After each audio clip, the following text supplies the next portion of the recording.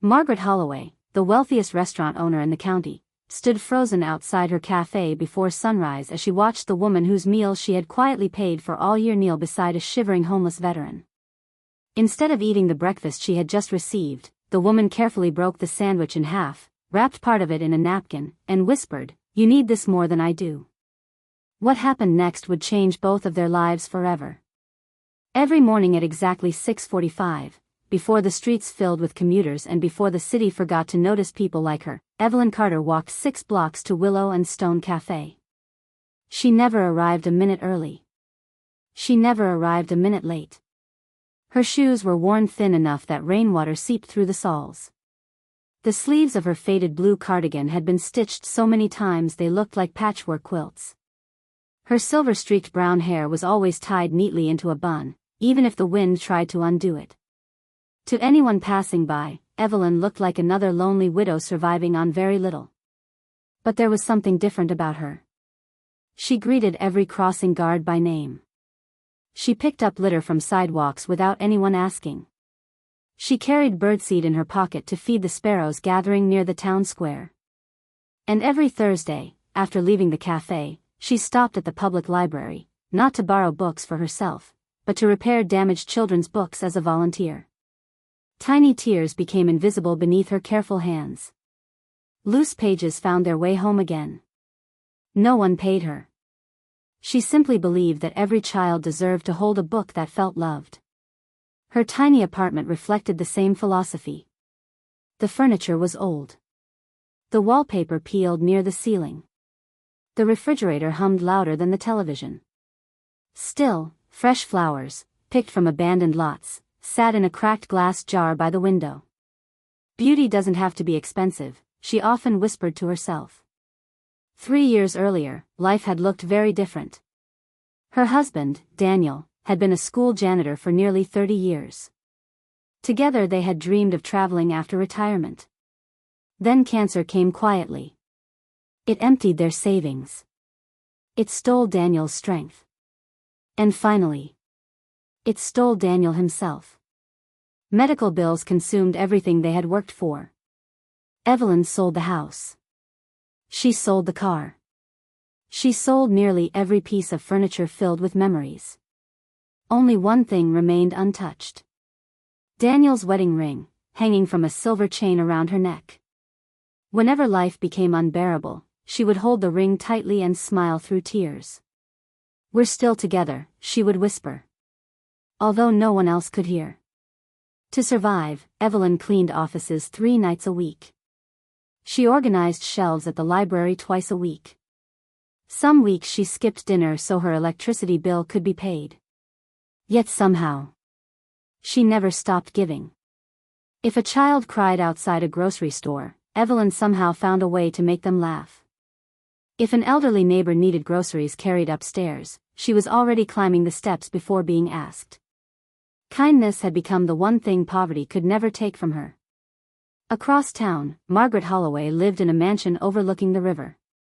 She owned 3 successful restaurants. Her face appeared regularly in local business magazines.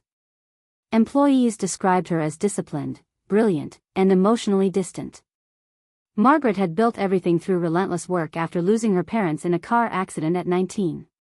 She trusted numbers. She trusted contracts. She trusted schedules. People. Not so much. Every morning before opening, she personally inspected Willow and Stone Cafe. Nothing escaped her attention. Crooked chairs. Dust on shelves. A burned pastry. Everything mattered. One rainy Monday nearly a year earlier, Margaret noticed Evelyn standing quietly outside the cafe studying the menu. Not entering. Just looking. Margaret assumed she couldn't afford breakfast. Without introducing herself, she instructed the cashier, "From today forward, if that woman comes in, her meal is already paid. Don't tell her who did it." "For how long?" the cashier had asked. Margaret answered without looking up from her paperwork. "For as long as she needs it." And that was that. Every weekday for 12 months. Evelyn ordered the exact same breakfast. 1 oatmeal, 1 boiled egg. 1 cup of tea. Never anything extra. Never dessert. Never waste. Margaret rarely thought about it afterward. To her, it was simply a small expense among thousands of business costs. Until one freezing December morning. She arrived earlier than usual. Instead of entering through the front door, she paused outside after noticing Evelyn leaving with her breakfast untouched. Curious, Margaret quietly followed from a distance. She watched Evelyn cross the street. She watched her approach an elderly homeless veteran wrapped in torn blankets beneath the old train bridge. Then, without hesitation, Evelyn handed him nearly the entire breakfast someone else had paid for. She kept only the cup of tea. Smiling gently, she said, "A warm drink is enough for me today." Margaret felt something inside her shift. For the first time in years, she wasn't seeing charity. She was witnessing character. And before the morning was over, she would finally meet the woman whose quiet kindness had unknowingly challenged everything she believed about generosity. Before we continue with this incredible journey, I spent countless hours researching and crafting this story to bring you something truly meaningful. If stories like this touch your heart and you want to see more acts of kindness that restore faith in humanity, please subscribe and hit the notification bell.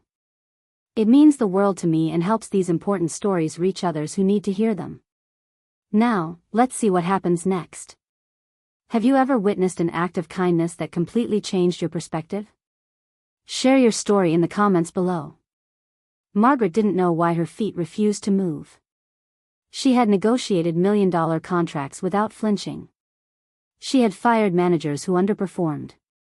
She had stood before investors twice her age and earned their respect.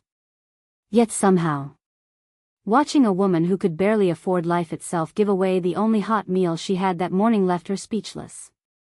The homeless veteran looked up at Evelyn with watery eyes. "You should keep it," he said quietly. "You're thinner every time I see you." Evelyn smiled as if he had just complimented her. "I'll eat tomorrow."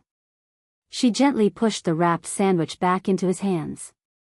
"But you need strength today." The old man lowered his head. "You remind me of my daughter. And you remind me that fathers are still worth caring for," Evelyn replied. Margaret felt her throat tighten. She hadn't expected those words. She hadn't expected any of this. The veteran clasped Evelyn's hand for only a second before she continued walking toward the public library. Margaret remained standing beneath the awning, rain tapping softly against her coat. For nearly a year, she had believed she was feeding a struggling widow. Now she realized. That widow had quietly been feeding someone else. Later that afternoon, Margaret couldn't stop thinking about what she had seen. The image replayed again and again. The sandwich. The smile. The gentle dignity. She finally called over Lucas, the cafe's longtime manager. "Tell me about the woman who comes every morning." Lucas smiled immediately. "Mrs. Carter? So you know her. Everyone around here knows her." Margaret folded her arms. "What do you mean?" Lucas leaned against the counter. "She always thanks every employee by name. She clears her own table. If another customer spills coffee, she's already grabbing napkins before we can get there." He chuckled softly. "Last month one of our new waitresses started crying after a customer yelled at her." "What happened?" "Mrs. Carter sat with her for 15 minutes. "What did she say?" Lucas smiled. "I don't know." But the waitress finished her shift smiling. Margaret was surprised. "Anything else?" Lucas hesitated. "You've never noticed?" "Noticed what?" "Every Friday she leaves little handwritten notes under the sugar jars." Margaret frowned. "What kind of notes?" Lucas reached into a drawer. "I saved one." He unfolded a tiny piece of paper. Written in neat handwriting were the words, "You matter more than you know. I hope today gives you one reason to smile."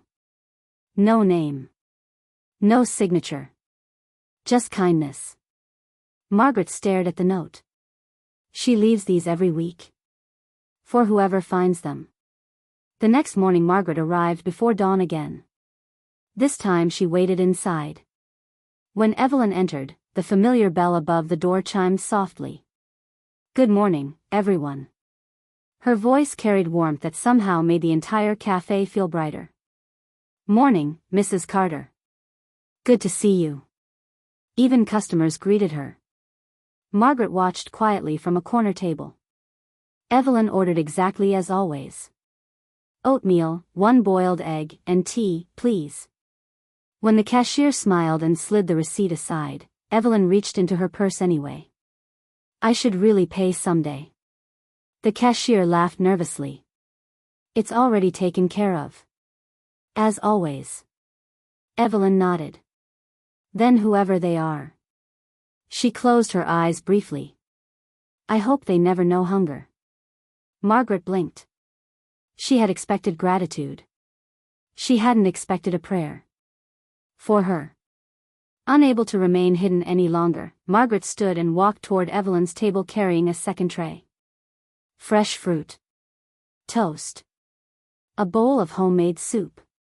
A slice of warm apple pie. Evelyn looked up in confusion. "I didn't order this." Margaret smiled politely. "I know. I'd like to join you." For a moment Evelyn seemed uncertain. Then she gestured toward the empty chair. "Of course." Margaret sat down. "I'm Margaret." "Evelyn." "I know." Evelyn laughed softly. "I suppose everyone knows who owns this place." Margaret wasn't used to conversations without an agenda. She cleared her throat. "I've been wondering something." "Oh? Why do you come here every morning?" Evelyn wrapped both hands around her cup of tea before answering. "Would you believe me if I said, hope?" Margaret tilted her head. "I'm listening." Evelyn looked around the cafe. "The first time I came here, I hadn't smiled in months." She paused. "My husband had been gone for only 6 weeks. I hadn't spoken to anyone all day. I ordered tea because it was all I could afford." Her eyes drifted toward the front window. "Then someone paid for my breakfast. I never found out who." Margaret remained silent. "So I decided something." "What?" "If kindness had found me, I would spend the rest of my life making sure it found someone else." Margaret felt her heartbeat quicken. She hadn't intended to change anyone's life. She hadn't even expected to be remembered. Yet this stranger had built an entire daily mission around one anonymous gesture. Their conversation lasted nearly an hour. Evelyn spoke about Daniel. About the library. About repairing children's books. About feeding birds in the square because, as she put it with a smile, every creature wakes up hoping someone notices them. Margaret listened more than she spoke. It had been years since she'd met someone who wasn't impressed by wealth. Evelyn never asked about business. Never complimented Margaret's success. Never hinted that she needed money. Instead she asked one unexpected question. "Do you enjoy owning restaurants?" Margaret hesitated. "I suppose I do." "You suppose?" "I've been so busy running them that I haven't thought about enjoying them." Evelyn nodded knowingly. "My husband used to say there's a difference between making a living and remembering to live." Silence settled between them. Comfortable silence. The kind Margaret had almost forgotten existed. As Evelyn prepared to leave, she carefully folded the napkin from her breakfast and tucked it into her bag. Margaret noticed.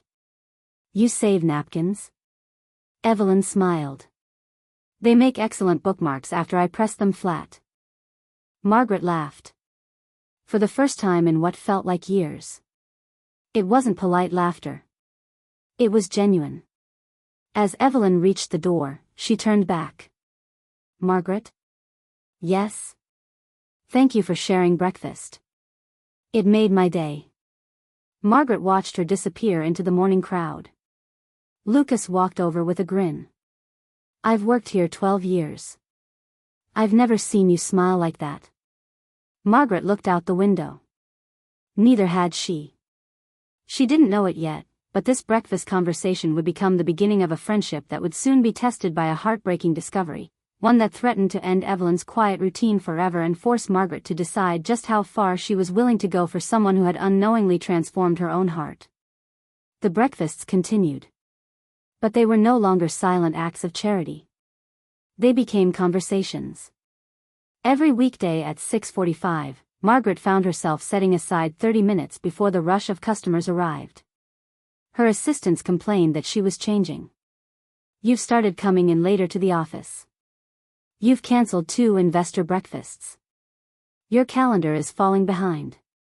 Margaret simply smiled. Some appointments are more valuable than meetings. At first, Evelyn insisted they split the table but not the conversation. "I don't want you feeling obligated to entertain me," she would say. Margaret would laugh. "I own the cafe." "I know. So technically, I'm the one visiting your breakfast." Their friendship grew in the smallest ways. Margaret learned that Evelyn always carried peppermint candies because children became less frightened at hospitals when offered something sweet. She discovered that Evelyn remembered birthdays after hearing them only once. She noticed that every thank you Evelyn gave sounded sincere, whether it was to a banker, a dishwasher, or a teenager sweeping the sidewalk. One morning, Margaret asked, "How do you remember everyone's names?" Evelyn stirred her tea. "My husband used to tell me something." "What was that?" "The sweetest sound in any language is hearing your own name spoken with kindness." Margaret wrote those words down. Weeks later, she would repeat them to her managers. The atmosphere inside every Willow and Stone cafe slowly began to change. Employees smiled more. Managers thanked dishwashers. Customers noticed. One online review read, "I don't know what happened here recently, but this cafe feels warmer than anywhere else in town." Margaret never mentioned Evelyn's name. She knew exactly where the warmth had come from. Meanwhile, Evelyn continued her quiet routines. Every Thursday she repaired children's books at the library. One afternoon, 10-year-old Mia wandered into the volunteer room carrying a battered copy of Charlotte's Web. The librarian said, "You can fix anything." Evelyn smiled. "I can't fix everything."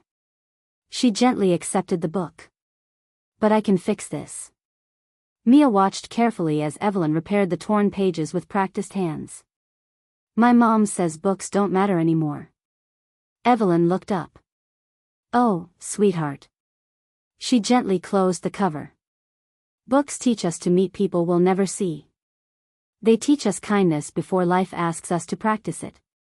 Mia hugged the restored book against her chest. "Can I come help you next week?" "I'd love that." By the end of the month, 3 more children had joined Evelyn after school. Then 6. Soon every Thursday afternoon had become an unofficial book repair club. No advertisements. No funding. Just one woman passing kindness from one pair of hands to another. Margaret saw the changes spreading through the community. People waved to Evelyn everywhere. The florist tucked an extra flower into her bouquet. The pharmacist quietly rounded her bill down. A mechanic refused to charge her for replacing a broken headlight on a borrowed bicycle. She accepted every kindness with the same response. "Thank you. I'll find someone else who needs it." Margaret admired that. Evelyn never treated generosity as something to collect. She treated it as something to pass along. But not everyone approved. Margaret's younger brother, Stephen, had recently joined the restaurant company's board. He was ambitious, sharp, and completely focused on profits. During a quarterly meeting, he slid several financial reports across the conference table. "Our charitable expenses have doubled." Margaret glanced at the figures. So.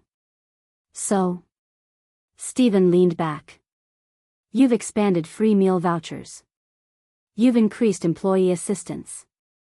And now I hear you're personally paying for strangers' breakfasts." Margaret calmly folded the report. "It's my money. It's bad business.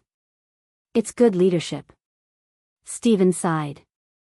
You've become emotionally attached. Margaret looked directly into his eyes. No. I've become aware. There was a difference. Stephen just couldn't see it. The real crisis arrived 2 weeks later. Evelyn didn't come. At 6:45. Her chair remained empty. Margaret checked the clock again. 6:50.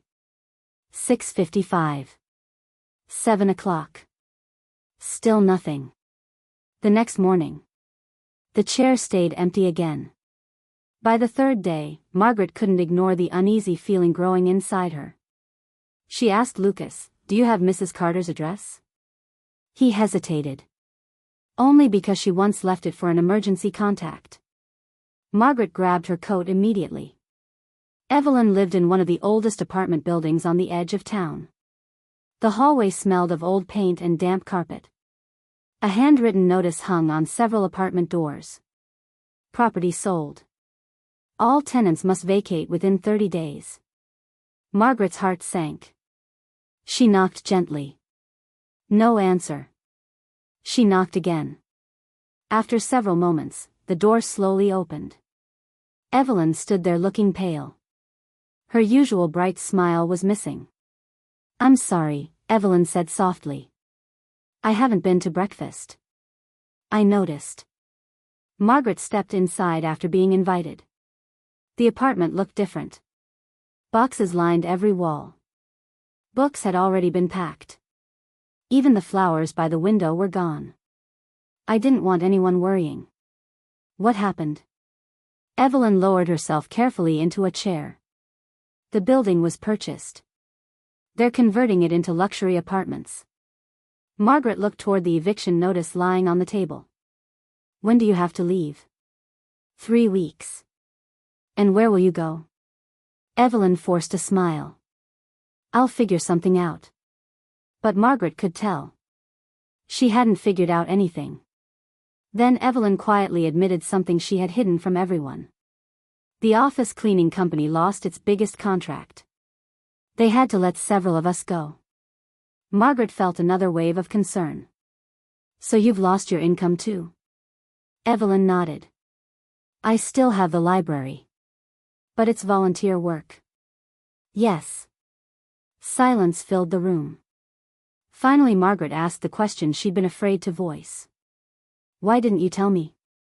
Evelyn looked down at Daniel's wedding ring resting against her chest. "Because our friendship was never supposed to become my burden for you." Margaret's eyes filled with emotion. "You've carried everyone else's burdens. When was the last time you let someone carry yours?" Evelyn couldn't answer. Instead, tears quietly rolled down her cheeks. "I've spent so many years trying not to need anyone." She whispered the words as though admitting a terrible secret. Margaret moved closer. "You needing help doesn't erase all the help you've given. It simply gives someone else the chance to show you the same kindness." That evening, Margaret couldn't sleep.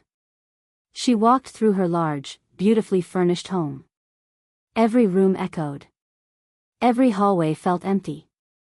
She thought about Evelyn sitting alone among moving boxes, wondering where she would sleep in 3 weeks. The contrast was impossible to ignore. The next morning, Stephen confronted her again after hearing she'd visited Evelyn. "This has gone far enough," he said. "You can't solve everyone's problems."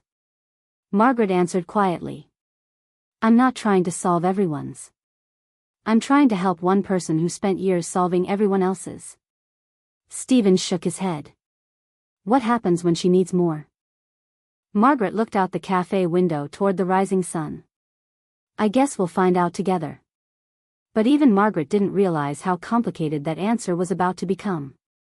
Because within days, she would uncover a forgotten dream from Evelyn's past, one hidden away for decades, and helping her reclaim it would require far more than paying for breakfast or offering temporary shelter. It would demand a level of commitment that could cost Margaret both financially and personally, and force the entire community to decide whether kindness was merely a beautiful idea or something worth sacrificing for. Margaret barely touched her breakfast the next morning. For the first time in years, the cafe buzzed with customers, the espresso machines hummed, and fresh pastries filled the air with the comforting smell of butter and cinnamon, but none of it reached her. Her mind was still in Evelyn's apartment. The moving boxes. The forced smile. The quiet fear hidden behind graceful words. She couldn't let it end that way.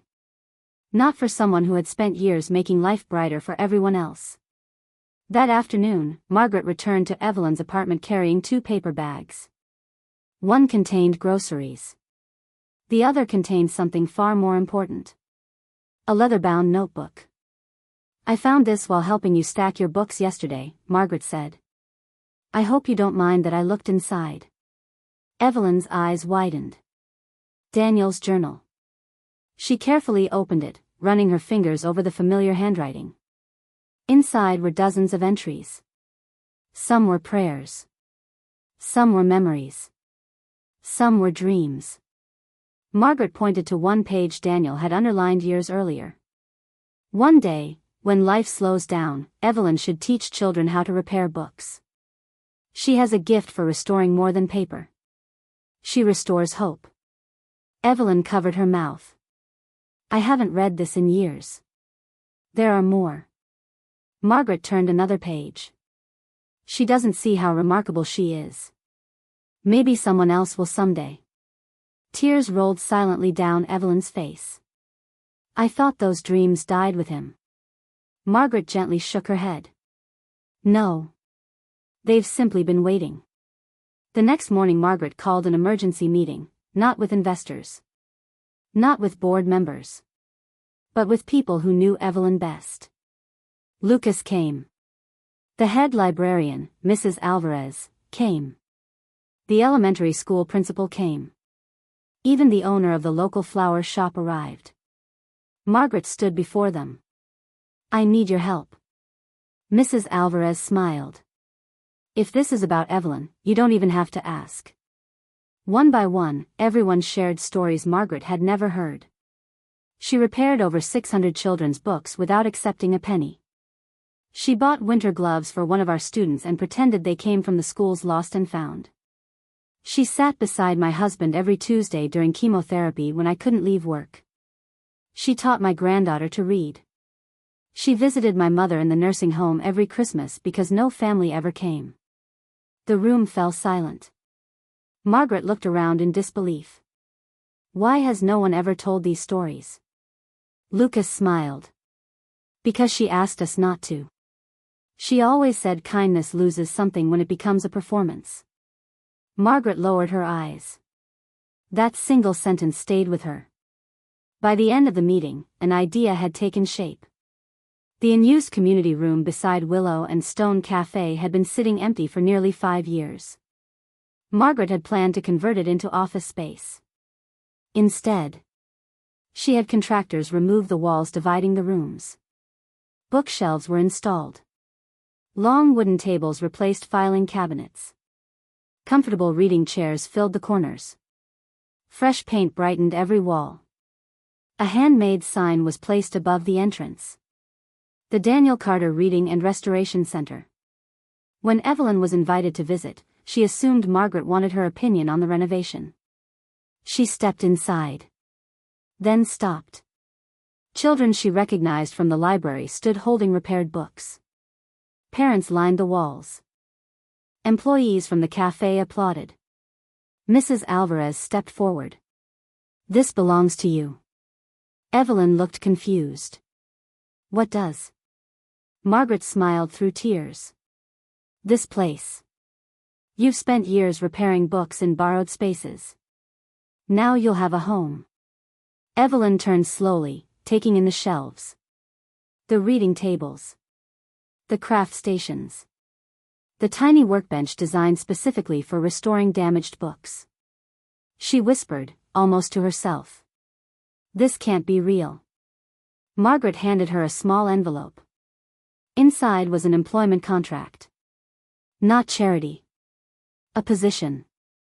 Program director. A full-time salary. Health insurance. Benefits. Funding for children's literacy programs. "I don't understand." Margaret gently replied. You once told me that kindness should help people stand, not stay dependent. So this isn't a gift. It's recognition. We're hiring the most qualified person. The room erupted into applause.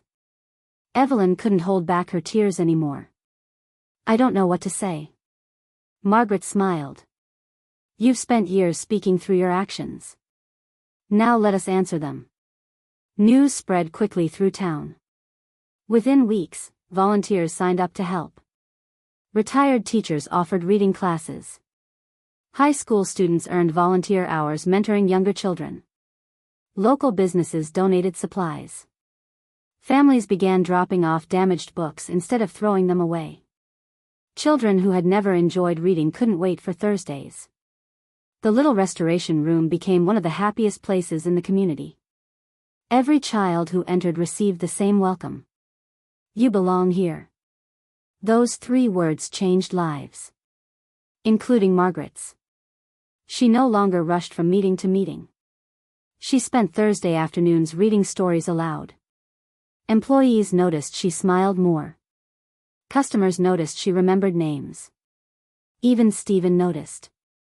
One evening, he quietly visited the center without telling anyone.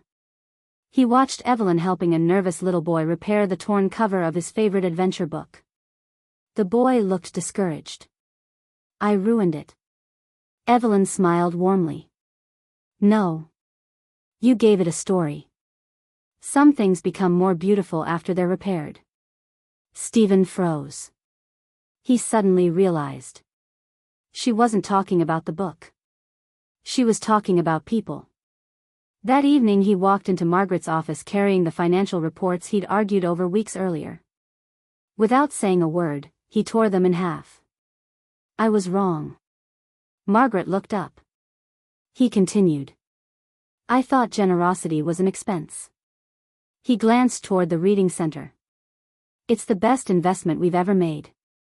For the first time in years, brother and sister embraced. 1 year later. The Daniel Carter Reading and Restoration Center had helped hundreds of children discover a love of books. Volunteers had repaired thousands of damaged stories. More importantly, a community had rediscovered itself. Every Thursday afternoon, the room echoed with laughter instead of silence. With hope instead of loneliness. With possibility instead of fear. And every Friday morning. At exactly 6:45. Evelyn still walked into Willow and Stone Cafe. Only now, she carried a stack of children's drawings instead of unpaid worries. Margaret had quietly removed her breakfast from the books months ago. Not because Evelyn was no longer welcome. But because Evelyn now insisted on paying for her own meal. There are others who need anonymous kindness now, she would say with a smile. Margaret never argued. Instead, she honored Evelyn's wish. The anonymous breakfast account remained open. Only the name attached to it had changed. One rainy morning, a young single father entered the cafe with his daughter, embarrassed as he counted the few dollars left in his wallet. Before he could apologize for not having enough, the cashier smiled. Your breakfast has already been taken care of. The father looked around. By who? The cashier simply smiled. I'm afraid they wish to remain anonymous. Across the room, Margaret watched Evelyn quietly stir her tea. Their eyes met. No words were needed. The circle had come complete. The woman who had once survived because of an unseen act of kindness had become the unseen blessing in someone else's life. And the ripple that began with one simple breakfast continued spreading, one meal, one book, one child, one heart at a time. This story shows how one act of kindness can change everything. What's one way you could make a difference in someone's life today? Challenge yourself and share your commitment in the comments. 3 years passed. The little reading center that had begun as one woman's forgotten dream became one of the most beloved places in the county.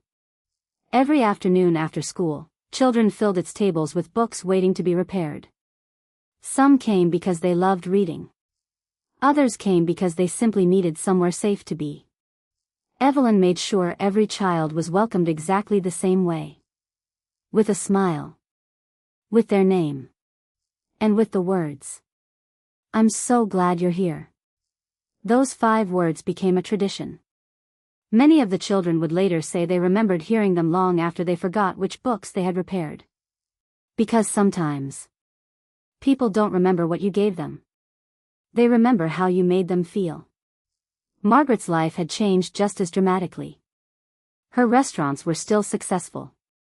In fact, they were doing better than ever. Not because she had focused harder on profits, but because she had finally understood something profits could never buy. People flourish where they feel valued. Every new employee received the same message during orientation. We're not just serving food. We're serving dignity. Managers were encouraged to learn every employee's name during their first week. Birthdays were celebrated. Emergency hardship funds were expanded. Staff members were given paid volunteer days to serve in the community. Other business owners began visiting Willow and Stone to understand why employee turnover had become the lowest in the region. Margaret always gave the same answer. It started with breakfast. No one fully understood what she meant. Except one person. Stephen changed too. The man who once believed kindness weakened a business had become one of the center's biggest supporters. Every Saturday morning, he taught basic financial literacy to teenagers preparing for their first jobs. One afternoon, a student asked him, "What made you start doing this?" Stephen smiled. "I met someone who taught me that generosity isn't measured by how much you give. It's measured by how much of yourself you're willing to share." Even Margaret smiled when she overheard him. Those words sounded remarkably familiar. Lucas remained manager of the cafe. Only now he kept a small wooden box beside the register. Customers often slipped handwritten notes inside. Encouraging messages. Prayers. Thank you cards. Sometimes grocery gift cards. Sometimes bus passes. Sometimes envelopes marked simply, "For whoever needs it today." The tradition had started with Evelyn's tiny notes beneath the sugar jars. Now hundreds of strangers participated. No one knew who would receive the gifts. That was exactly the point. Kindness had become contagious. Mrs. Alvarez retired from the library the following spring. During her retirement celebration, she surprised everyone with an announcement. The town council had officially renamed the children's reading room. It would forever be known as the Evelyn Carter Children's Library. When everyone stood to applaud, Evelyn quietly shook her head. "Oh, no. I don't deserve this." Mrs. Alvarez walked over and squeezed her hand. "My dear, this isn't about what you deserve. It's about what you've given." The entire room rose to its feet. Children. Parents. Teachers. Neighbors. Many of them had tears in their eyes. Not because a room had received a new name, but because they finally had the opportunity to honor someone who had spent her life making sure everyone else felt seen. One autumn afternoon, nearly 4 years after Margaret first noticed the quiet widow standing outside her cafe, something extraordinary happened. A young woman entered the reading center carrying a backpack full of books. She looked to be about 22 years old. She hesitated before approaching Evelyn. "You probably don't remember me." Evelyn smiled. "Help me." The young woman laughed. "I used to come here every Thursday. You repaired my favorite books. You convinced me reading could change my life." Recognition slowly spread across Evelyn's face. "Mia?" The young woman nodded. The same little girl who had once carried a torn copy of Charlotte's Web now stood before her wearing a university sweatshirt. "I wanted you to know." She paused as emotion filled her voice. "I've been accepted into graduate school to become a librarian." Evelyn covered her mouth.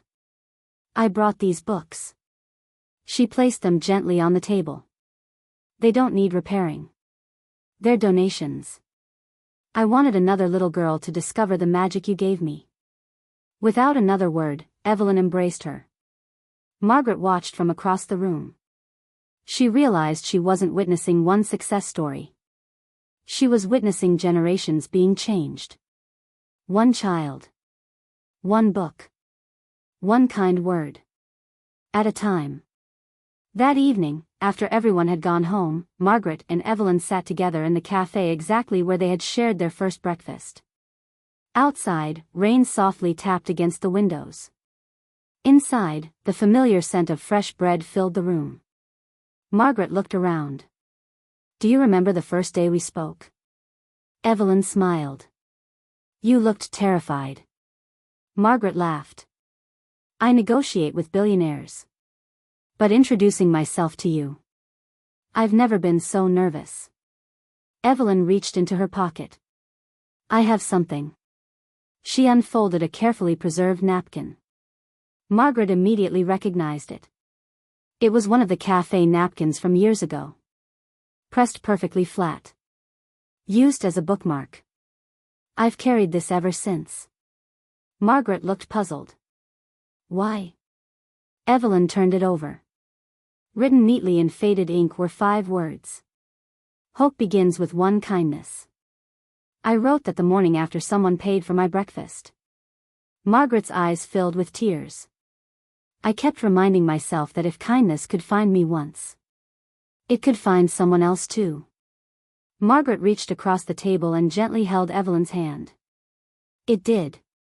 It found me." For a long moment, neither woman spoke. They didn't need to. Some friendships are built on endless conversations. Others are built on one simple act that quietly changes 2 lives forever. The truth is, stories like Evelyn and Margaret's happen every day. Not because someone has unlimited money. Not because someone possesses extraordinary influence. But because ordinary people choose to notice someone who feels invisible. A warm meal. A sincere conversation. A handwritten note. 5 minutes of your time. A chance to believe in someone before they believe in themselves. These things may seem small. But to the person receiving them, they can become the turning point of an entire life. Kindness is rarely loud. It doesn't demand recognition. It doesn't wait for perfect timing. It simply asks one question. What can I do for the person standing in front of me today? If more of us asked that question, families would become stronger. Communities would become kinder. Children would grow up believing they matter. And people who feel forgotten would discover they are deeply seen. You never know which small act will become someone else's reason to keep going. Or which stranger will quietly transform your own heart in return. Stories like this remind us that extraordinary kindness exists all around us. If this touched your heart, please like this video. It helps more people discover these inspiring stories. Subscribe for more tales of human kindness that will restore your faith in humanity. And most importantly, look for opportunities in your own life to be someone's unexpected blessing. What act of kindness will you perform this week? Let me know in the comments below. Thank you so much for watching. And remember, you don't have to change the whole world in one day. Sometimes, changing one person's day changes their entire world. And that ripple may travel farther than you will ever know. Until next time, keep choosing kindness.